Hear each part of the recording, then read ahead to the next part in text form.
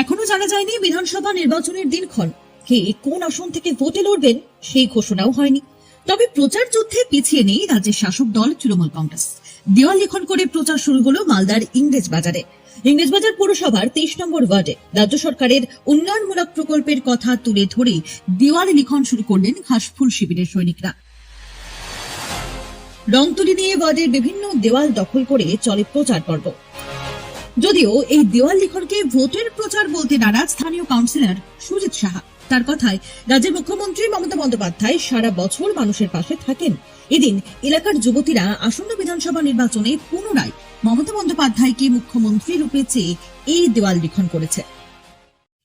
দেওয়াল লিখন বলে ব্যাপার নাই, আমরা সারা বছরই মানুষের কাছে থাকি, মানুষের পাশে থাকি।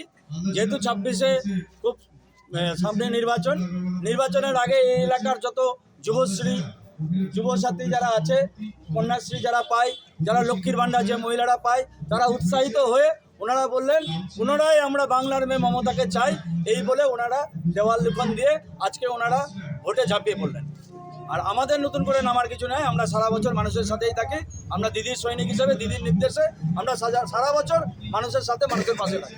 কেমন লাগছে যে তারা নিজের থেকে এগিয়ে এসে? এই খুব ভালো উদ্যোগ।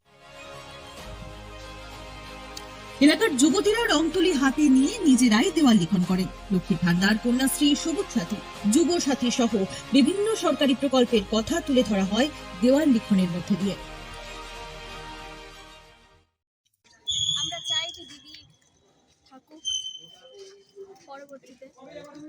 আজকে কি করলে ওয়ার্ডে? আজকে তো যুব সাথী প্রকল্প, সবুজ সাথী প্রকল্প, কন্যাশ্রী প্রকল্প। নাম পরিচয়, যে প্রকল্পগুলো পাচ্ছ তোমরা সেটাই লেখা হয়েছে। হ্যাঁ, তার আগামী দিনে কি চাইছো এই বিধানসভা নির্বাচনে? আগামী দিনে চাইছি দিদি থাকুক। কর্মসূচিতে উপস্থিত ছিলেন ইংরেজবাজার পৌরসভার vice chairman Sumla Agarwal, ward councillor Sujit Saha, মহিলা তৃণমূল কংগ্রেসের জেলা সভানেত্রী প্রতিভা সিংহ, কাউন্সিলর সন্ধ্যা দাস, মনীষা সাহা মণ্ডল, পলি সরকার সহ ওয়ার্ড কমিটির অন্যান্য সদস্যরা।